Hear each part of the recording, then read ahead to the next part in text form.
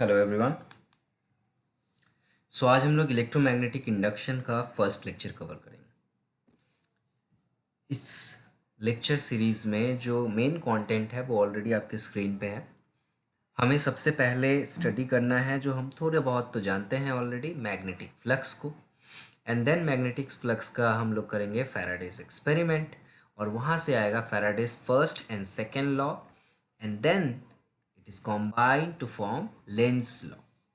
Okay, and then we learn about expression for induction induced EMF based on both the laws. So यहाँ तक हम लोग पहले करते हैं, फिर हम लोग जो इंडक्शन प्रोड्यूस हो रहा है इसका मेथड्स को देखेंगे, ईडी करंट देखेंगे, सेल्फ इंडक्शन देखेंगे, म्यूचुअल इंडक्शन देखेंगे और कुछ एडिशनल इन्फॉर्मेशन। तो आज का जो कंटेंट होगा अप टू फैराडेज हम लोग ट्राई करते हैं कवर करने का। ठीक है, तो सबसे पहले मैग्नेटिक फ्लक्स जो है इसे हम फाई लेटर से डिनोट करते हैं। ओके, फाई से मैग्नेटिक फ्लक्स क्या है कि किसी भी सरफेस से जितना number of lines of magnetic force या magnetic lines of force pass करता है नॉर्मली उस सरफेस को, उसको हम लोग उसका कहते हैं magnetic flux, just like electric flux. तो सपोज करो अगर ये एक सरफेस है जिसका एरिया ए है और यहाँ पर मैग्नेटिक लाइंस ऑफ फोर्स कुछ इस तरीके से जा रहा है जिसका इंटेंसिटी है बी, तो according to magnetic flux definition, magnetic flux through any surface is the number of magnetic lines of force passing normally through the surface. normally मतलब इस surface के साथ 90 डिग्री का एंगल बना के। इसको कैसे करेंगे, इसका एक और डेफिनेशन है, ये ज़्यादा क्वांटिटेटिव नेचर का है। It can also be defined as the product of the area, product of the area and the surface and the, ठीक है, area of the surface and the component of the magnetic field normal to the surface. चलो इसको एक example से समझते हैं। Suppose करो ये एक सरफेस है, ठीक है, इस सरफेस का आपको पता है हम लोग छोटे से सरफेस को ds से डिनोट करते हैं, और सरफेस का एरिया वेक्टर हम लोग निकालते थे।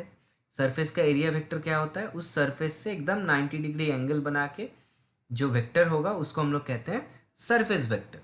तो सिमिलरली यहाँ पर इस सरफेस का सरफेस वेक्टर हमने निकाल लिया जो कि इसके साथ 90 डिग्री एंगल बनाता है। और सपोज कर लो मैग्नेटिक फील्ड जो है बी, ये इस नॉर्मल के साथ एंगल थीटा बना रहा है। सो हमें फ्रॉम द वेक्टर हमें क्या पता है, बी का दो कंपोनेंट होता है, एक इसके डायरेक्शन में हो जाएगा थीटा के साथ, वो हो जाएगा बी कॉस थीटा, और दूसरा हम लोग चाहें तो यहाँ से ऐसे लिख सकते हैं, ये हो जाएगा बी साइन थीटा, बट इसकी हमें ज़रूरत नहीं है इसीलिए नहीं लिखा गया है। ठीक है, तो according to the second definition what is flux, flux क्या है, क्या लिखा हुआ है, product of the area, area का product and component, magnetic field का कंपोनेंट जो नॉर्मल है इस सरफेस से। तो जो नॉर्मल है इस सरफेस से वो है बी कॉस थीटा, ये नॉर्मल कंपोनेंट है,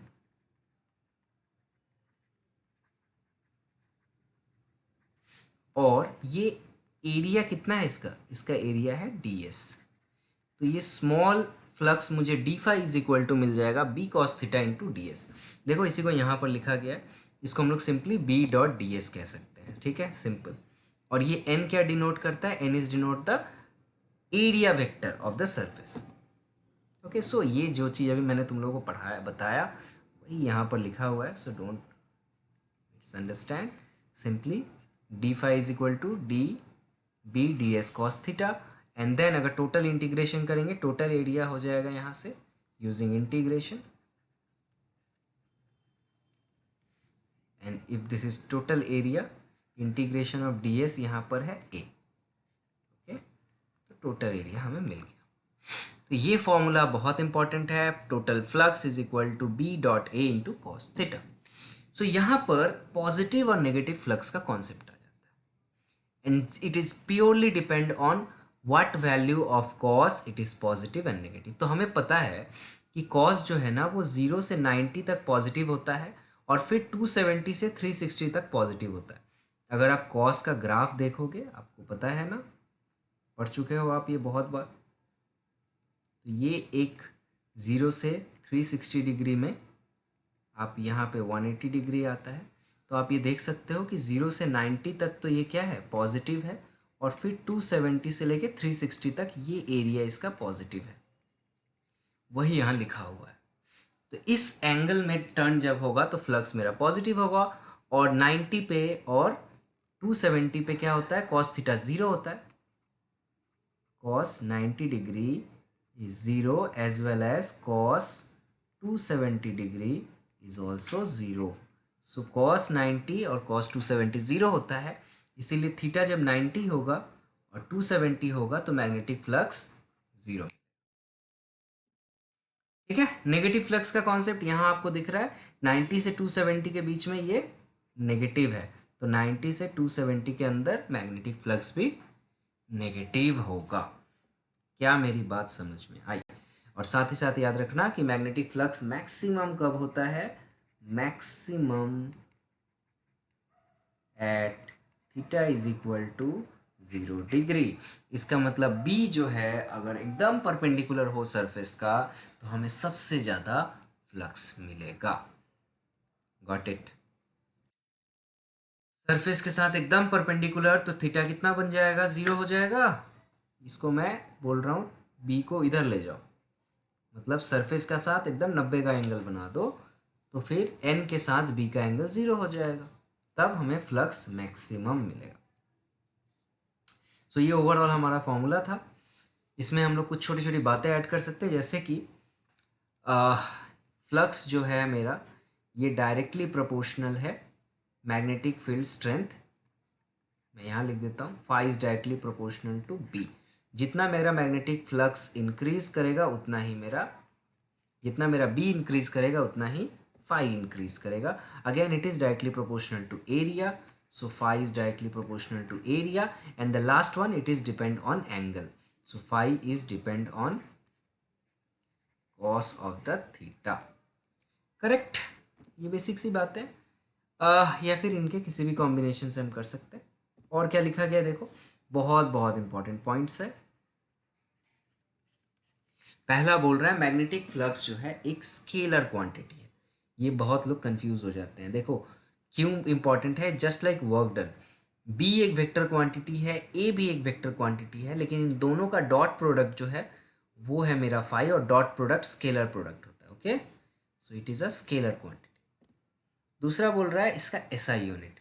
सो फ्लक्स का एसआई यूनिट जो होता है वो होता है वेबर और टेस्ला मीटर स्क्वायर। बहुत बहुत इंपॉर्टेंट, एग्जाम में डायरेक्टली पूछता है वेबर किसका यूनिट है, वेबर मैग्नेटिक फ्लक्स का यूनिट है। ठीक है, और टेस्ला किसका यूनिट था आपको पता है, बी का। यहाँ से देखो पढ़ते पढ़ते रिवीजन करते चलेंगे। सो बी का यूनिट क्या था, मैग्नेटिक फील्ड इंटेंसिटी। इसको क्या पढ़ते थे हम लोग, मैग्नेटिक फील्ड स्ट्रेंथ या इंटेंसिटी। इसका यूनिट क्या होता था, इसका यूनिट होता था टेस्ला। और इसी को हम लोग इसका उल्टा अगर बोलेंगे तो क्या हो जाएगा, वेबर पर मीटर स्क्वायर। ठीक है ना, because weber is equal to tesla into metre square, so tesla is equal to weber per metre square. तो ये इसके फॉर्मूला बन जाते थे, सारे एक दूसरे से रिलेटेड है। इसका सीजीएस यूनिट जो होता है ये बहुत बार पूछा जाता है, what is the CGS unit. तो ये मैक्सवेल के नाम पे है, काफ़ी फेमस साइंटिस्ट है, इनके बारे में हम लोग बहुत स्टडी करेंगे। मैक्सवेल बहुत फैराडे, मैक्सवेल, ठीक है, टेस्ला, इनके बिना आज हम लोग इलेक्ट्रिसिटी एंड इंडक्शन जैसे ह्यूज एप्लीकेबल इन्वेंशंस हम लोग जान ही नहीं पाते। तो इनका नाम एटलीस्ट पता होना चाहिए। और ये relation 1 maxwell is equal to 10⁻⁻8 weber, और हम लोग इसी को क्या लिख सकते हैं, हम लोग इसको लिख सकते हैं 1 weber is equal to 10⁻8 Maxwell.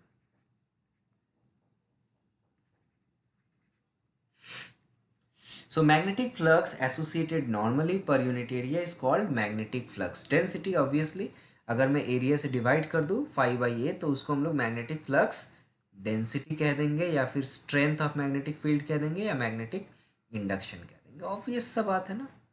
क्या बोला यहाँ पे, ध्यान से सुनो। यहाँ बोला फाई इज इक्वल टू होता है बी डॉट ए। सिंपल अगर मैं बोलूँ, थीटा बीटा मैक्सिमम मान लो, cos theta is equal to 1। So B बराबर मेरा क्या आ जाएगा, फाई बाई ए आ जाएगा। फाई क्या था मेरा, मैग्नेटिक फ्लक्स था। ए क्या है, एरिया। तो मैं इसको एक और नाम से बुला सकता हूँ, किसी भी चीज़ को एरिया या वॉल्यूम से डिवाइड कर दो तो वो डेंसिटी हो जाता है। तो मैं बी को एक और नाम से कह सकता हूँ, इसको मैं बोल सकता हूँ मैग्नेटिक फ्लक्स डेंसिटी। समझ में आया, यही लाइन यहाँ पर लिखा हुआ है और कुछ भी नहीं है। वेल आई थिंक समझ में आया होगा। अब जो हम लोग करने वाले हैं ये एक्सपेरिमेंट, आपका लाइफ, हर इंसान का लाइफ, सिर्फ आपका नहीं, डे टू डे लाइफ को पूरी तरीके से चेंज कर दिया था ये एक्सपेरिमेंट। और मैं धीरे धीरे, एक ही दिन में नहीं बताऊंगा कैसे हुआ, धीरे धीरे मैं समझाऊंगा कि हमारे डे टू डे लाइफ में ये एक्सपेरिमेंट कितना ज़्यादा यूज़ होता है। अगर ये ना हो तो शायद हम रेगुलर यूज़ करने वाले इक्विपमेंट्स यूज़ ही ना कर पाते। तो ये बहुत एप्लीकेबल एक्सपेरिमेंट है, ध्यान से सुनना। पहला क्या करना है, ये एक वायर का कॉइल है, कुछ नहीं है, जस्ट जैसे कॉपर का वायर लो, उसके ऊपर से इंसुलेशन हटाओ और उसको ऐसे कॉइल अप कर दो, just like this. Okay, and then इसमें इलेक्ट्रिसिटी प्रोड्यूस हो रहा है या नहीं कैसे चेक करेंगे, तो इसमें एक मीटर लगा देंगे जो इसको चेक करे। सबसे आसान सा कौन सा मीटर होता है, गैल्वेनोमीटर। ठीक है, अब क्या कर रहे हैं, एक परमानेंट मैग्नेट लेते हैं जिसका नॉर्थ पोल है, ये साउथ पोल है, और इस मैग्नेट को बार बार हम ऐसे मैग्नेट के पास ले जाएंगे, मैग्नेट से दूर ले जाएंगे, मैग्नेट के पास ले जाएंगे, मैग्नेट से दूर ले जाएंगे। क्या कर रहे हैं, पास ले जा रहे हैं, दूर ले जा रहे हैं। जब हम ऐसा करते हैं तो ये ऑब्जर्व होता है कि ये गैल्वेनोमीटर का कांटा देखो हिलने लग रहा है, ये देखो। इसका क्या मतलब है, करंट प्रोड्यूस हो रहा है। जब भी हम लोग एक कॉइल के साथ मैग्नेट को रिलेटिव मोशन करते हैं, रिलेटिव मतलब एक को रोको दूसरे को मूव करो, या पहले को दूसरे को रोको पहले को मूव करो, या दोनों को एक दूसरे के ऑपोजिट मूव करो। जब हम रिलेटिव मोशन करते हैं तो इलेक्ट्रिसिटी प्रोड्यूस होता है, यही ऑल्टरनेट करंट का जनरेशन है। ठीक है, साथ ही साथ कुछ और ऑब्जर्व हुआ जो ध्यान से देखो। पहले तो ये हुआ, दूसरा बात क्या हो रहा है, जब हम north pole of the magnet को हम लोग कॉइल के पास ले जाते हैं तो उस कॉइल के पास नॉर्थ पोल जनरेट होता है। फिर जब हम उससे उसको दूर ले जाते हैं तो साउथ पोल जनरेट होता है, जो यहाँ नेक्स्ट फिगर में बनाया गया है। समझ में आया, एक्चुअली इसको ऐसे होता है कि जैसे ही मैं दो फिगर में अगर मैं बनाऊं कि मैं जैसे ही इसके पास अपना नॉर्थ पोल लेके जाऊंगा, क्लोज जाऊंगा, तो यहाँ नॉर्थ पोल जनरेट होगा। फिर नॉर्थ पोल को जब मैं इससे दूर लेके जाऊंगा तो मेरा साउथ पोल जनरेट होगा। उल्टा काम करता है, नॉर्थ नॉर्थ को ले जा रहे हो पास तो धक्का दे रहा है नॉर्थ बन के, और जब दूर ले जा रहे हो तो साउथ बन के अट्रैक्ट कर रहा है, अलग उल्टा काम करता है। ये चीज़ नीचे वाले फिगर में भी आप ध्यान से देखना, देखो ये साउथ पोल है, तो साउथ पोल पास में आएगा तो क्या बनना चाहिए, साउथ बनना चाहिए, देखो। और इससे दूर जाएगा तो क्या बनेगा, नॉर्थ बनेगा। क्या मेरी बात समझ में आई?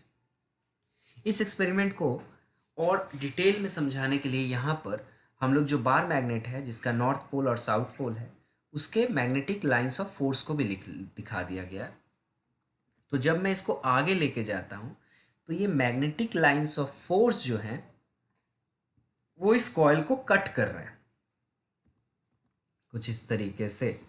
बार बार अगर मैं रिलेटिव मोशन करूँगा तो ये बार बार कट करेंगे, और ये कट करने की वजह से north and south pole produce होता है, और प्रोड्यूस होने की वजह से हमें क्या पता है, मैग्नेटिक इफेक्ट ऑफ करंट पढ़े हम लोग।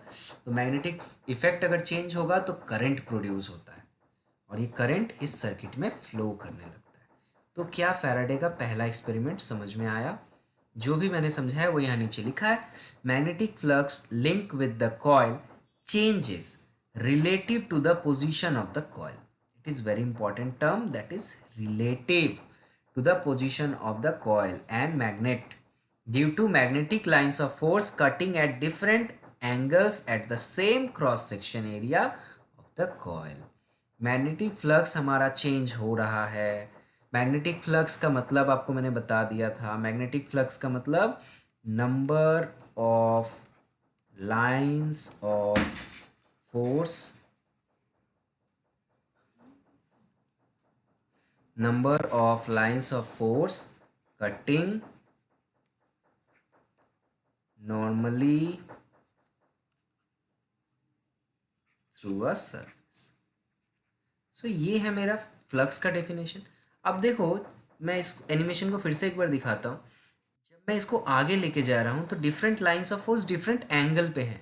तो एक ही, मैं सिर्फ इस कॉइल को सोचो, सिर्फ इस कॉइल को सोचो, तो इस कॉइल का से number of lines of force क्या हमेशा सेम रह रहे? बिल्कुल नहीं। जैसे ही मैं इसको पास लेके जा रहा हूँ number of lines of force change हो रहे हैं। जितना मैं मैग्नेट आगे पीछे कर रहा हूँ number of lines of force change हो रहे हैं, और number of lines of force change हो रहे हैं इसका मतलब मेरा मैग्नेटिक फ्लक्स चेंज हो रहा है। वही लाइन यहाँ लिखा है, the magnetic flux linked with the coil changes. क्यों चेंज हो रहा है भाई? क्योंकि relative position of the magnet and coil change हो रहा है।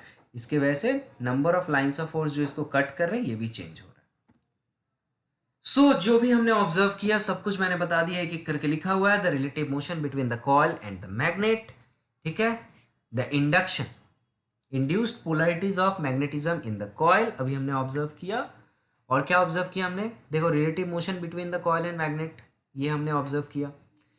उसके बाद पोलैरिटी नॉर्थ साउथ कब हो रहा है मैंने बताया। अगर मैं नॉर्थ को क्लोज लेके जाता था तो कॉइल में नॉर्थ प्रोड्यूस होता था, और जब मैं नॉर्थ को इससे दूर लेके जाता था तो यहाँ साउथ प्रोड्यूस होता था। उल्टा होता है। The direction of current through the galvanometer and hints the deflection of the galvanometer. Yes, अगर नॉर्थ साउथ पोल मेरा अगर चेंज हो जाए, अगर नॉर्थ साउथ पोल मेरा चेंज हो जाएगा तो डायरेक्शन ऑफ करंट भी उल्टा हो जाएगा। अगर इसमें डायरेक्शन ऑफ देख लो, अगर नहीं देखे हो तो प्लीज़ देख लो। यहाँ डायरेक्शन ऑफ करंट इधर से इधर जा रहा है, लेकिन अगर मैं उल्टा काम करूंगा तो डायरेक्शन ऑफ करंट भी उल्टा हो जाएगा, है ना।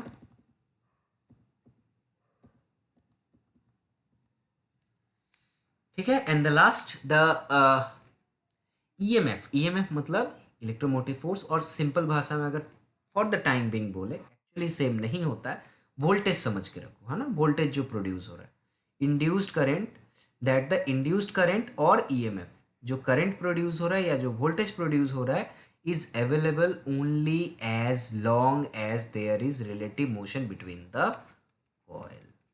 करंट या वोल्टेज सिर्फ तब तक ही रह रहा है जब तक रिलेटिव मोशन हो रहा है। So relative motion between coil and magnet, ये जितनी देर तक रहेगा उतनी ही देर तक मेरा करंट प्रोड्यूस होगा। जैसे ही मैं मोशन रोक दूंगा करंट प्रोड्यूस होना बंद हो जाएगा। ठीक है। सो ये जो नोट हमने किया यहाँ रख सकते हैं। Coil can be move by fixing the magnet. आप एक काम कर सकते हो, मैग्नेट को फिक्स कर दो, कॉइल को मूव करो, या इसका उल्टा कर सकते हो आप, क्या दोनों को मूव कर सकते हो, नो प्रॉब्लम। रिलेटिव मोशन होना चाहिए और उसके वजह से मैग्नेटिक फ्लक्स चेंज होता है। सो जो अभी हमने पढ़ा ये लिखा हुआ है। लास्ट लाइन थोड़ा इंपॉर्टेंट है। Current and hints the deflection is larger if the relative velocity between the coil and the magnet and hints the rate of change of flux is more. जितना ज़्यादा तेज आप मैग्नेट को move करोगे, relative velocity जितना ज़्यादा होगा उतना ही ज़्यादा मेरा मैग्नेटिक फ्लक्स प्रोड्यूस होगा। तो ये लास्ट लाइन बहुत इंपॉर्टेंट है। ये हमें ये कह रहा है कि मैं जितना ज़्यादा मेरा rate of change of flux होगा, D phi by D T, D phi by D T बोल सकते हैं ना, rate of change of flux. और let me erase it, simple भाषा में पहले लिख दूँ फिर बताऊँगा। तो ये बोल रहा है कि जो करंट या ईएमएफ प्रोड्यूस हो रहा है ये डायरेक्टली प्रोपोर्शनल है rate of change of flux. जितना ज़्यादा में फ्लक्स चेंज होगा उतना ही ज़्यादा ईएमएफ प्रोड्यूस होगा। ठीक है। इसको हम लोग फैराडेज के सेकेंड एक्सपेरिमेंट से भी कवर कर सकते हैं। फिलहाल मैं आज का लेक्चर बहुत बड़ा नहीं रखूँगा। इस लेक्चर को एक बार 2 बार पढ़ो, देखो, बुक के साथ मिलाओ। छोटा सा कंटेंट है लेकिन 100% कवर करो। नेक्स्ट क्लास हम लोग फैराडेज का सेकेंड लॉ पढ़ेंगे, सेकेंड एक्सपेरिमेंट देखेंगे, एंड देन दोनों को कॉम्बाइन करके हम फैराडेज का लॉ बता देंगे, first law and second law. Then इन दोनों का जो इफेक्टिव पोर्शन है वो है लेंस लॉ, और लेंस लॉ जब फैराडोस के साथ मिल जाता है तो एक कमाल का लॉ बन जाता है। नेक्स्ट क्लास हम लोग इसको कवर करेंगे। Till then, good night.